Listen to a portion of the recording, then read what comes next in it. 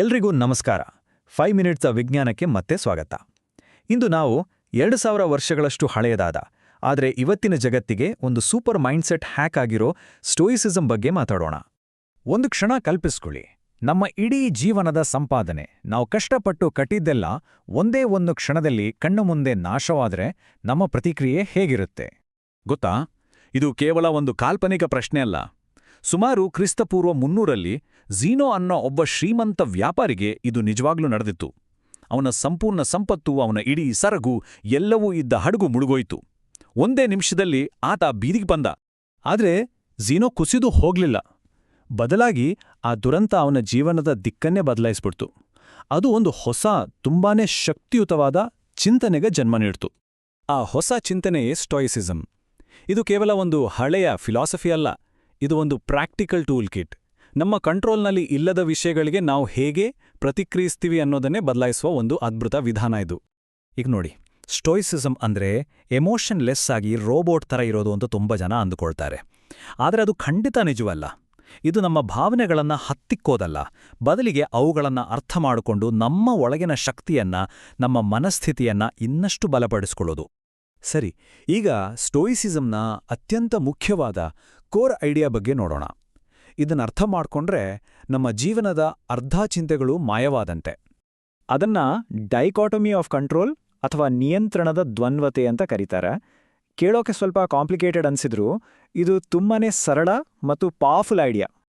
ಈ ಸ್ಲೈಡ್ ನೋಡಿ, ಎಲ್ಲವನ್ನೂ ಎಷ್ಟು ಸ್ಪಷ್ಟವಾಗಿ ಹೇಳುತ್ತೆ. ನಾವು ಏನನ್ನ ಕಂಟ್ರೋಲ್ ಮಾಡೋಕ್ಕಾಗಲ್ಲ. ಯೂಟ್ಯೂಬ್ ಆಲ್ಗಾರಿದಮ್, ಇದ್ದಕ್ಕಿದ್ದ ಹಾಗೆ ಬರೋ ಮಳೆ, ಅಥವಾ ನಮ್ಮ ಬಾಸ್ ಮೂಡ್ ಹೇಗಿದೆ ಅನ್ನೋದು, ಇವೆಲ್ಲ ನಮ್ಮ ಕೈಯಲ್ಲಿಲ್ಲ. ಆದರೆ ನಾವು ಏನನ್ನ ಕಂಟ್ರೋಲ್ ಮಾಡಬಹುದು? ನಮ್ಮ ಪ್ರಯತ್ನ, ನಮ್ಮ ಆಲೋಚನಾ ರೀತಿ ಮತ್ತು ನಮ್ಮ ಕೆಲಸದ ಕ್ವಾಲಿಟಿ. ಇವು ನಮ್ಮ ಸಂಪೂರ್ಣ ನಿಯಂತ್ರಣದಲ್ಲಿವೆ. ಹಾಗಿದ್ರೆ ನಾವು ಯಾವುದರ ಮೇಲೆ ಫೋಕಸ್ ಮಾಡಬೇಕು? ನಮ್ಮ ಕಂಟ್ರೋಲ್ನಲ್ಲಿರೋ ವಿಷಯಗಳ ಮೇಲೆ ಮಾತ್ರ. ಇದು ಇವತ್ತಿನ ಹೊಸ ಐಡಿಯಾ ಏನಲ್ಲ. ಸಾವಿರಾರು ವರ್ಷಗಳ ಹಿಂದೆ ಎಪಿಕ್ಟೆಟಸ್ ಅನ್ನೋ ಸ್ಟೋಯಿಕ್ ತತ್ವಜ್ಞಾನಿ ಇದನ್ನೇ ಹೇಳಿದ್ರು. ನಮ್ಮ ಜೀವನದ ಮುಖ್ಯ ಕೆಲಸ ಅಂದ್ರೆ ಯಾವುದು ನಮ್ಮ ನಿಯಂತ್ರಣದಲ್ಲಿದೆ ಮತ್ತು ಯಾವುದು ಇಲ್ಲ ಅನ್ನೋದನ್ನ ಬೇರ್ಪಡಿಸೋದು. ಸರಿ, ಥಿಯರಿ ಎಲ್ಲ ಚೆನ್ನಾಗಿದೆ, ಆದರೆ ಇದನ್ನ ನಮ್ಮ ದಿನನಿತ್ಯದ ಜೀವನದಲ್ಲಿ ಹೇಗೆ ಅಳವಡಿಸ್ಕೊಳ್ಳೋದು? ಬನ್ನಿ ಕೆಲವು ಪ್ರಾಕ್ಟಿಕಲ್ ಟಿಪ್ಸ್ ನೋಡೋಣ.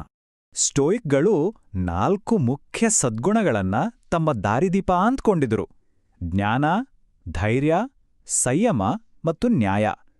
ಪ್ರತಿಯೊಂದು ನಿರ್ಧಾರ ತೆಗೆದುಕೊಳ್ಳುವಾಗಲೂ ಇವು ಅವರಿಗೆ ಸಹಾಯ ಮಾಡ್ತಿದ್ವು. ಇಲ್ಲೊಂದು ಸಿಂಪಲ್ ವ್ಯಾಯಾಮ ಇದೆ, ನೀವು ಪ್ರಯತ್ನ ಮಾಡ್ಬೋದು. ಸ್ವಯಂ ಪ್ರೇರಿತ ಅಸ್ವಸ್ಥತೆ. ಕೇಳೋಕೆ ವಿಚಿತ್ರ ಅನ್ಸ್ಬೋದು, ಆದರೆ ಇದು ತುಂಬಾನೇ ಎಫೆಕ್ಟಿವ್. ಒಂದು ದಿನ ತಣ್ಣೀರಲ್ಲಿ ಸ್ನಾನ ಮಾಡಿ ನೋಡಿ. ಇದರಿಂದ ನಮಗೆ ಸಾಮಾನ್ಯವಾಗಿ ಸಿಗುವ ಸೌಕರ್ಯಗಳ ಬೆಲೆ ಗೊತ್ತಾಗುತ್ತೆ, ಮತ್ತೆ ನಾವು ಅಂದುಕೊಂಡಿದ್ದಕ್ಕಿಂತ ಹೆಚ್ಚು ಕಷ್ಟ ಸಹಿಸಬಲ್ಲೆವು ಅನ್ನೋ ಆತ್ಮವಿಶ್ವಾಸನೂ ಬರುತ್ತೆ. ಹಾಗಾದ್ರೆ ಈ 2000 ವರ್ಷ ಹಳೆಯ ಫಿಲಾಸಫಿ ಬಗ್ಗೆ ನಾವ್ಯಾಕೆ ಇವತ್ತು ಮಾತಾಡ್ತಿದ್ದೀವಿ? ಯಾಕಂದ್ರೆ ಇದು ಹಿಂದೆಂದಿಗಿಂತಲೂ ಇವತ್ತಿಗೆ ಹೆಚ್ಚು ಪ್ರಸ್ತುತವಾಗಿದೆ. ಸ್ಟೋಯಿಸಿಸಂನ ಒಂದು ಅಮೇಜಿಂಗ್ ವಿಷಯ ಅಂದ್ರೆ ಇದು ಕೇವಲ ಕೆಲವರಿಗೆ ಮಾತ್ರ ಸೀಮಿತವಾಗಿರಲಿಲ್ಲ. ಇದನ್ನ ಎಲ್ಲರಿಗೂ ಬೀದಿಗಳಲ್ಲಿ, ಮಾರ್ಕೆಟ್ಗಳಲ್ಲಿ ಬಹಿರಂಗವಾಗಿ ಕಲಿಸಲಾಗ್ತಿತ್ತು. ಈ ಮಾತನ್ನು ಹೇಳಿದ ಯಾರು ಗೊತ್ತಾ? ಇತಿಹಾಸದಲ್ಲಿ ಅತ್ಯಂತ ಶಕ್ತಿಶಾಲಿ ವ್ಯಕ್ತಿಗಳಲ್ಲಿ ಒಬ್ರು. ಹೌದು, ಮಾರ್ಕಸ್ ಅರೇಲಿಯಸ್, ಇಡೀ ರೋಮನ್ ಸಾಮ್ರಾಜ್ಯದ ಚಕ್ರವರ್ತಿ. ಅವರು ಒಬ್ಬ ಕಟ್ಟ ಸ್ಟೋಯಿಕ್ ಆಗಿದ್ರು. ಈಗ ಕಥೆಯನ್ನ ಸಂಪೂರ್ಣವಾಗಿ ತಿರುಗಿಸೋಣ.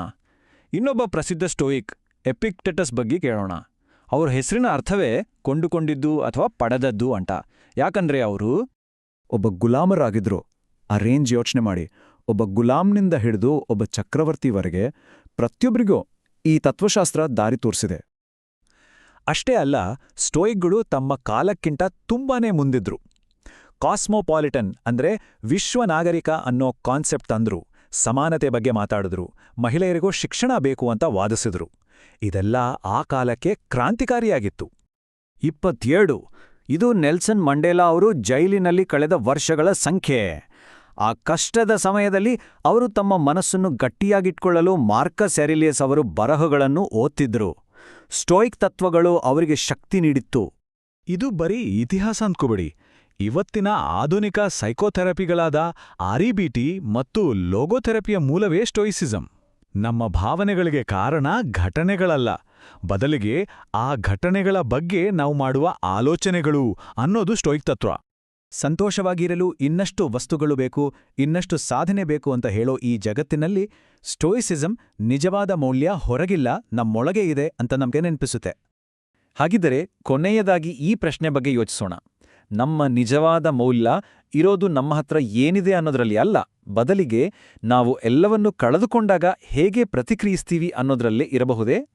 ಈ ಮಾಹಿತಿ ಇಷ್ಟ ಆಗಿದ್ರೆ ಲೈಕ್ ಬಟನ್ ಒತ್ತಿ, ಎಲ್ಲರ ಜೊತೆ ಶೇರ್ ಮಾಡಿ ಮತ್ತು ಇನ್ನಷ್ಟು ವಿಶ್ಲೇಷಣೆಗಳಿಗಾಗಿ ಸಬ್ಸ್ಕ್ರೈಬ್ ಮಾಡಿ. ಈ ಬಗ್ಗೆ ನಿಮ್ಮ ಅಭಿಪ್ರಾಯವೇನು ಅಂತ ಕೆಳಗೆ ಕಾಮೆಂಟ್ ಮಾಡಿ ತಿಳಿಸಿ. ನಾಳೆ ಇದೇ ಸಮಯಕ್ಕೆ ಮತ್ತೆ ಸಿಗೋಣ.